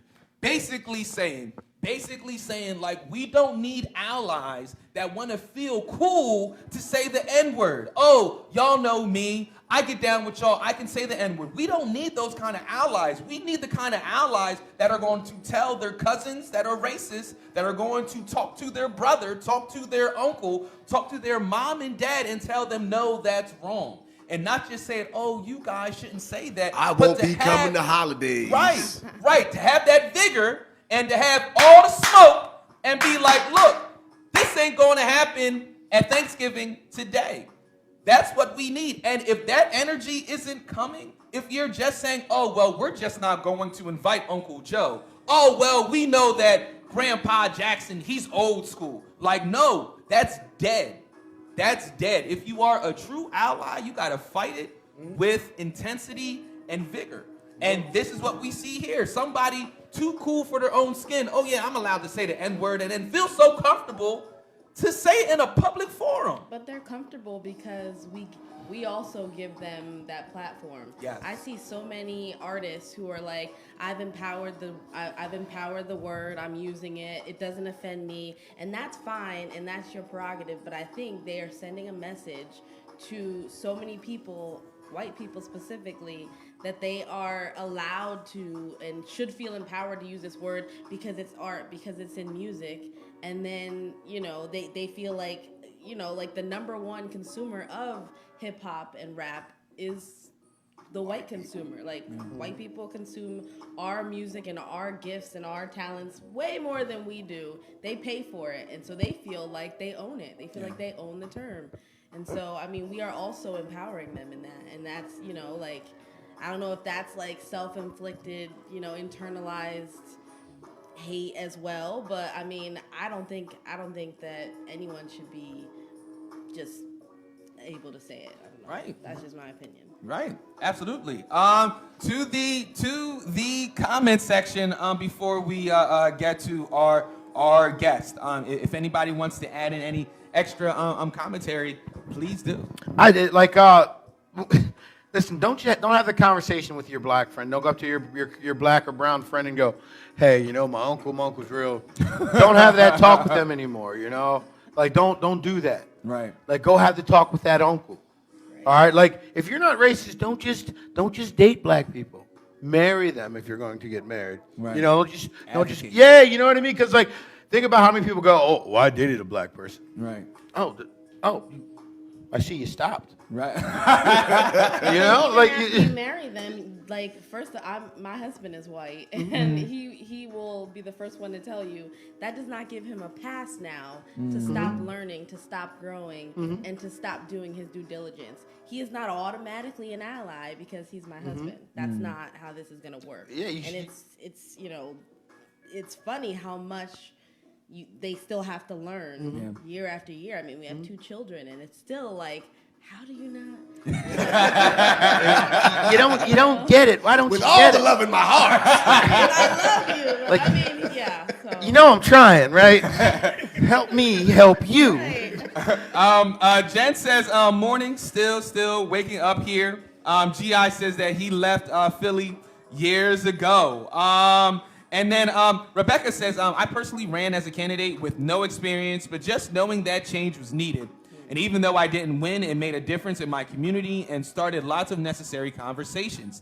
If anyone would like to talk about what is involved, necessary, or what may happen, I would love to help. Also, even though I'm no longer an active candidate, I did keep my political committee open so I can support candidates that I believe in. Awesome. So those people that are looking to run, link up with Rebecca Beers. And then she continues to say, I think this will also get more people involved in the primary process. Yes, I do believe so as well. And for political teaching, teaching people about candidates and the political process. She then says, yes, Ty, I'm with you. And Sabrina says, it shouldn't be a Democrat or Republican primary. Primaries should be held all together. Corinne says, yes, the party separation is the first step in dividing the country. And then we read that comment. We read that one. And then, we read Gary's comment. And then GI says, if you use that word, your invitation to the cookout will be perfectly revoked. I lost a longtime friend because she thought she had the right to use that word because most of her friends were black, quote unquote, or that she preferred black men. She actually posted this, is me, and if you don't like it, unfriend me. Says, I really miss her. Sophie says, we sure don't, Telemarquis. Speak when we need you to, not when you think it's okay to be down with the culture. Jen says, anti-racism isn't a badge of safety or it isn't a badge or a safety pin. It's living it day in and out, destructing and decolonizing. Word to that. Gary says some non-English stuff. Platzen dat pork, Colin McNevros. Nope. All right, well, the place where people openly called me Negroes was Sweden. The Swedish nowadays will never use the N-word. In Swedish, nigger is the way to say black people. The Swedes have joined Black Lives Matter. And then Jen says, yo, there are plenty of white people that use their marriage as permission for bad behavior. Also, being an ally doesn't mean being the nice white person who thinks helping is white-splaining. Man, y'all are on fire today. I love it. Right. This is the energy we need heading into Negro History Week. Oh, you know what? And I got something for y'all. I brought something. Go ahead, Lydia. Yeah, no, it's actually in the other room. All right. Well then, it is that time. Let's bring in our guest who has joined us today. And Lady L, can you do the rightful introduction for our lovely guest that is joining us today? Yes. So, guys, I want to thank you for watching. Thank you for tuning in. If you've seen the promo, we have founder and CEO of Kinfolk Jewelry, Kinfolk African-inspired jewelry pieces, Miss Devon Bradley. Whoop, whoop, whoop. Yeah! All right. Sister Devon, so I love your pieces. I love them. And it's so weird because we live in such a small town, and I think my spirit just led me to all these different black women, you being one of them. Because we met through Izzy. It was just this random. So random. That's how it be though. That's literally how I feel like we met. Yep. We're out here. That's what we said the first day we met. Yep. we're here. We're spread out and apart, but we're here. Yep, absolutely. So, if you would, can you just introduce yourself and a little bit about your business to our audience, please? Yeah, so I am the owner and the maker of Kinfolk Boutique, and that's Kinfolk Minimalist on social media. But yeah, I create meaningful jewelry with a story that usually ties back to African culture, African American culture. I really want to celebrate the diaspora. I did some courses in African studies in grad school, and I really just fell in love with our culture and all that we offer the world.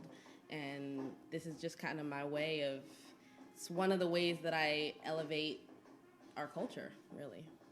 Yeah. So. I love it. So why African inspired pieces? Like, and it's crazy that you chose to wear the earrings that you have on today, because I have a I have a pair, and I was like, oh, I'm gonna wear those, and I was like, no, I think this goes better with my shirt. It would have been matching. Yes. But so what, when it comes down to it, did you like just wake up one day and say, oh, I just want to make jewelry that's inspired by Black heritage or Black culture? Like, how did you choose and decide that you were going to put forth the effort for a jewelry line? Yeah, so I was raised by a single mother, and she's always she's a really strong Black woman, and she's always really instilled in us pride of our culture, and I'm probably one of the darker people in my family, so she's always kind of wanted to support me away from self-hate and showing that, look, you are not, even though in your family you are darker than, most of us, you are not the only one who looks like this. And so she showed me pictures. And I mean, back then there wasn't social media, there wasn't, even internet was still dial-up, and there wasn't a whole lot of imagery of us out there. And she was really intentional about putting that out there. And we went to Pan-African school after, like an after-school program in Philly, after regular school, and I just really fell in love with my culture. I'm obsessed. I love it. I love us. I love our culture. I love all the different countries and dialects and languages and just symbolism that comes from African culture. It is so beautiful, and the fact that we created that, and so much that is happening now in the United States in our culture comes from that. I think that is a huge component, like a heart piece of mine. And I've been creating jewelry since I was like 12 years old. Like, wow. Just designing. I used to think I wanted to be a fashion designer, and I would draw like outfits, and then I would create like paper mock-ups of the jewelry to go with, because I mean, we didn't have money, so I made jewelry, literally drew it on paper and like taped it to my ears. Oh, like, wow. I literally was like designing different pieces for my outfits to have these fashion shows, and it just grew into a passion. And I have a passion for other things. I studied music in undergrad, and like voice and business and all these different things, which that comes from my mom too, just kind of dipping my toe in everything. But yeah, I've always loved creating. I've always loved making things. I only recently came to like call myself an artist because I'm just like, Black people can't be art. I don't know. I was like, you don't grow up to be an artist. You grow up to be a doctor or a lawyer, and you do stuff on the side. You have a side hustle, but that's not like your real main thing.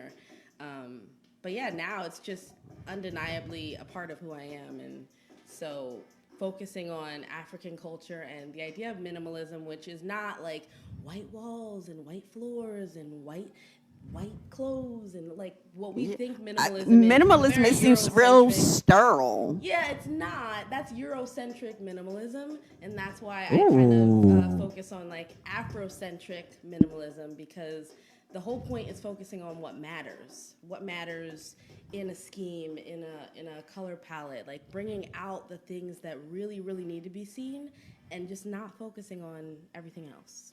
You know, it's kind of like honing in. You know, how people have like capsule wardrobes and things like that, and they're like, I want to be minimalist and I want to make my whole life simple. It's more than that. It's like, why did you choose these 10 pieces in your closet?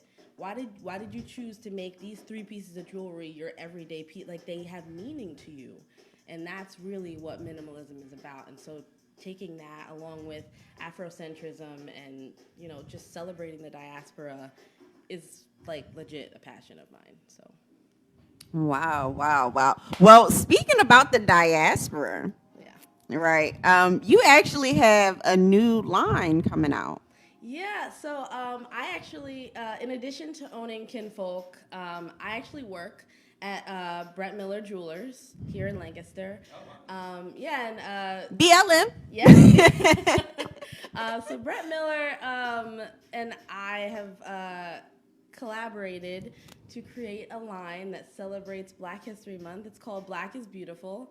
And I really just wanted to create pieces that celebrate us, that celebrate Blackness. There's so much anti-Blackness, right? Like just going around.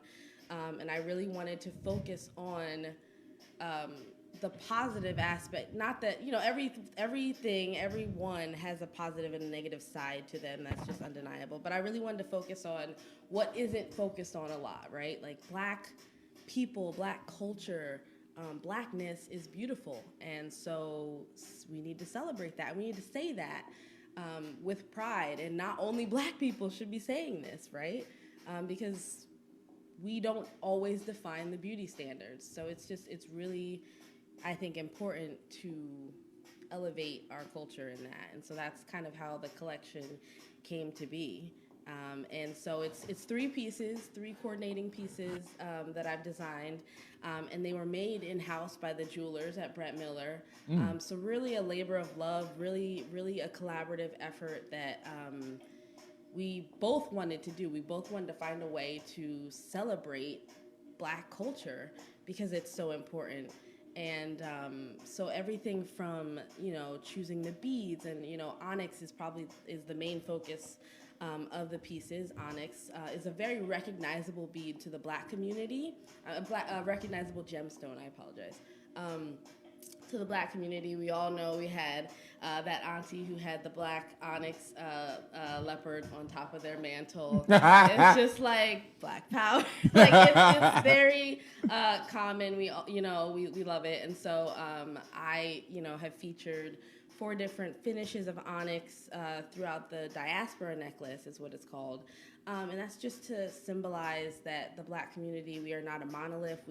We think different, we look different, we act different, we vote different. Like we are all different, but we all come together, and we are all unified by our Blackness, regardless. And so that really defined that piece, and all the pieces throughout. And then the other gemstone that I used, unakite, is native to the continent of Africa, and it's also really, really unique in that the colors of the gemstone feature like reds and greens and like really, really like rich colors that also come from that are also prevalent in the Pan-African flag. So without making like a red, black, yellow, green like beaded necklace that's very literal, it's very symbolic of what Pan-Africanism is without, with it still being a very everyday wearable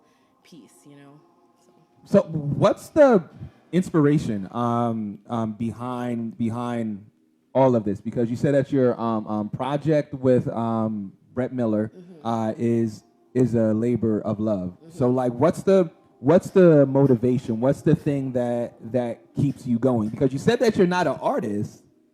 Well, I would say I'm an artist now. Yeah. Okay. I didn't for a long time consider myself an artist. I didn't think I could be, but yeah, now I think that I would call myself an artist. Okay. And the motivation behind the collection is really just celebrating what needs to be celebrated more. Blackness, we need to be saying black is beautiful until everyone believes it, including us, including, like everyone. I have 2 kids and I want them to know, and they are biracial, but they're black. They're black. Like they need to know that they're beautiful in their blackness and they don't need to pick a side, and they're, like all of that. And then, I'm beautiful, I'm dark skinned. You know what I mean? Everyone who feels insecure because they aren't a certain hue, or they aren't, or their hair is a little more kinky than other, like all of that is blackness, and it's beautiful, and it should be celebrated. And I think that's the main inspiration, really. We have a comment. Sophie Thomas says, "Hello, beautiful cocoa butter queen. You look lovely today, Mrs. Bradley." And then Candace is cheering you on. Couple claps for you. So why did you begin this? We have had countless entrepreneurs on and everything, and like everybody has like their different aha moment and their different why. Can you take us to your aha moment when you decided like, okay, this is what I'm going to be doing. This is it. And yeah, can you take us to that moment, and what was it that pushed you over? Starting Kinfolk? Yes. So, like I said, I've been making jewelry a long time, but it really wasn't a business. The reason I decided to create a business out of it really was pushed by the pandemic, honestly. There was so much insecurity going on. My husband lost his job. Well, he got furloughed from his job. And then we decided that we wanted to keep our daughter out of school. So it just made more sense for him to stay home. So now he's a stay-at-home dad. Shout out to stay-at-home. Yeah. Much love to stay-at-home dad. Yeah. It's a thankless job, man. Now you know. But yeah, so that all happened, and I just needed an outlet. I was pregnant with my son, and there was all of this civil unrest that was like, we were drowning in it. So we know that, it always exists. We always, we hear these stories about like this mom from, where is it? Michigan. We hear those stories all the time, but there was another level of fatigue that happened in 2020. We all felt it, and it was like I slowly felt myself like suffocating, and I just needed something that spoke against what society was saying, which was conflicting. Like, you had people who were like, Black Lives Matter, people who were not us, who were saying, Black Lives Matter, we love you, we support you, we're here for you. But everything else, laws, police brutality, everything else was screaming, no, we don't. Right. And I needed something to just counteract all of that. And going back to my roots, for lack of better terms, what I know is that we are a beautiful and rich culture, and that we are dynamic, and that we do have a lot of stories to tell, and that they need to be heard, and that our perspective needs to be out there more. It's crazy how little Black creatives are represented still on Instagram, like just in general, social media, and just in general in the business world. We are not given the same platform. Yeah. And knowing this, I still felt like I wanted to stand on some kind of a platform and say, hey, I love my culture. It's okay that you love your culture too. It's okay that you celebrate my culture. It doesn't take away from your whiteness to honor my culture. And that's something that I really, really value about Brett Miller, is that, like, not that diamonds are white culture, but I do think that, like, the jewelry industry isn't intrinsically like focused on our culture. Absolutely. And to, now elevate Black culture, and to say this statement of Black is beautiful is to me very impactful. And I think, so I started basically out of just a need to survive, to live in this world and be able to like sleep every night knowing that I did something to like counteract anti-Blackness, basically. Yeah, so I'm going to ask for me. All right, do you have any warrior jewelry that I can get for? So, I get that question so many times. Really? I get that Yo! Why wouldn't she get that question? I just didn't expect it to be like, yo, that's Sorry? a very common question. Warrior jewelry. I get that. Some of our ancestors were warriors. Yo, some of those pieces for men are like beautiful. Like they can replace the tie.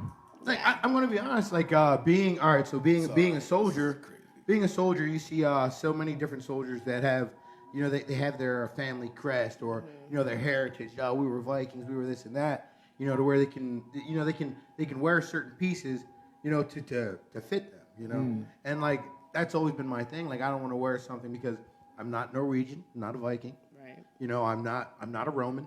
I'm not this. I'm not. You know what I mean? I'm a warrior. Yeah, I'm a warrior. I'm an African warrior. You know, I want to wear jewelry that's meant for my people. You know, so that's. This is my Jesus piece. But yeah, now definitely. Now I'm intrigued. Yeah. So yeah, I mean, there are things that are coming. What I will say is I've learned a lot about myself, even in the process of representing an Afrocentric brand, is realizing how much, how do I say this? How much anti-blackness was even within myself. Yes. And I remember I started the company September 2020 on my birthday. And the branding was all over the place, and it was not screaming what I wanted it to scream. It screamed Eurocentrism is what it screamed. It was very like clean white lines and like marble and like nothing's wrong with those things, but it's not. Those aren't textiles that are indigenous to our land, our country. Those, right. You know what I mean? Like that's just not. And so yeah, it's been a learning process even still. In figuring out how to create with the lens that I want to create with. And so I've been really doing a lot more research, and you know, I didn't realize that there was a lot of research that went involved in creating art. And so yeah, so long story short, to sum that up, there are things coming. Awesome. All right. So, Candace says, excellent show as always, TCP family. Have a good one. I will visit her site and support. And on that note, because we have about 3 minutes left here, for those people that didn't hear the website, can you tell the website again, your IG handle, how they can get in contact with you, any other kind of promo? Yeah, so the Black is Beautiful collection is actually sold exclusively at Brent Miller. So if you go to brentmiller.com, it's sold on there and it will go live February 1st. So I'm really excited about that. All the pieces are able to be worn by anyone. And yeah, it's just about your style. And you'll find a lot more information on that website. Kinfolk, you can find at kinfolkboutique.com. Or you can follow me on Instagram, Facebook. I'm working on my TikTok, but Kinfolk Minimalist is my tag for all of those. So yeah. Dig it. Well, look, we thanks for listening. Mm-hmm. Thanks for watching. For those folks that are watching, anything else before we get to Lady L? Email, contact information, anything, because I really want people to know about this and to ultimately patron your site. So any last things, words of encouragement, or you know? I guess all I'll say to anyone out there who's watching who is Black, you are beautiful. Amen to that. Amen to that. Lady L.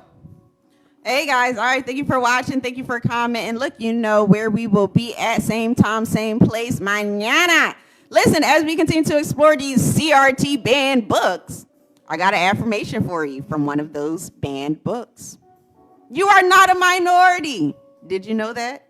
Black people's cultural influence on the mainstream, alongside their economic power and innovation, has long established them as the foundation to mankind.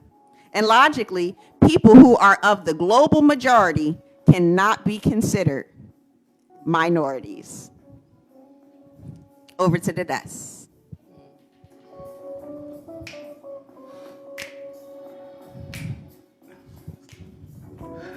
All right. Once again, we are back at it.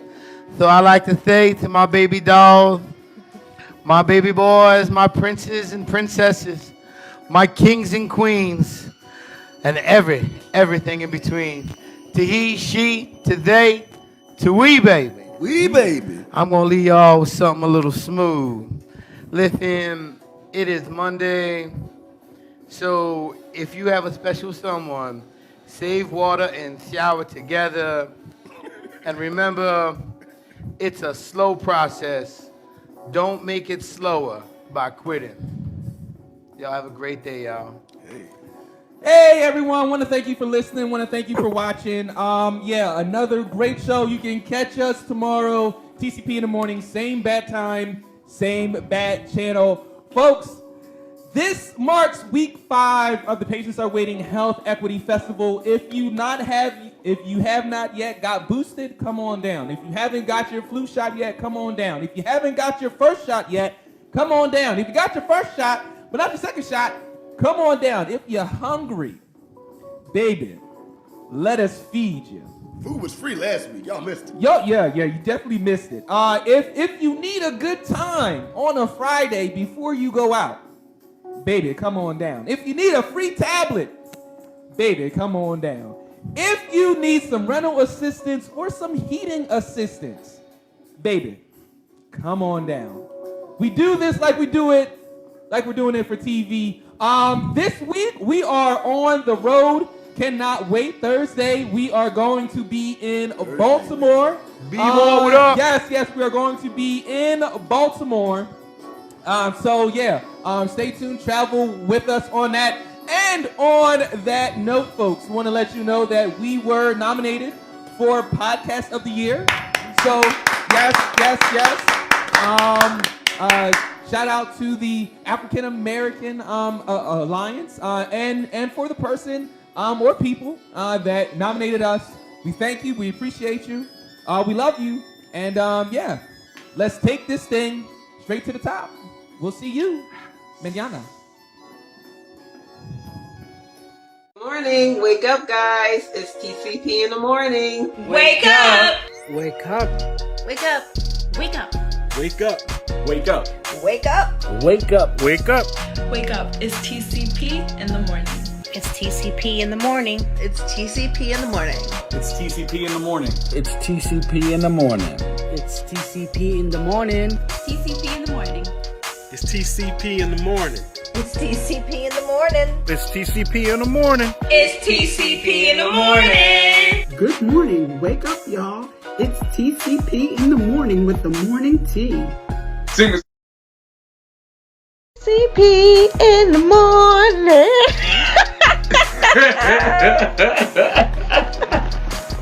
Sorry, this is your penny.com health minute. In part 2 of our healthcare terminology, we begin with the phrase out-of-pocket maximum, which is the most money in the form of deductibles, co-pays, and co-insurances you can pay each year, regardless of how much medical care you use.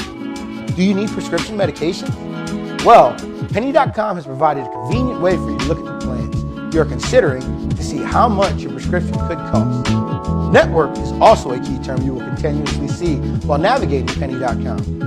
Your network is compiled of healthcare providers and facilities your insurer has contracted with. Do you want to include your doctor in your plan? No worries. You can use Penny's provider directory to see if your provider is included in your plan. Signing up for healthcare coverage can be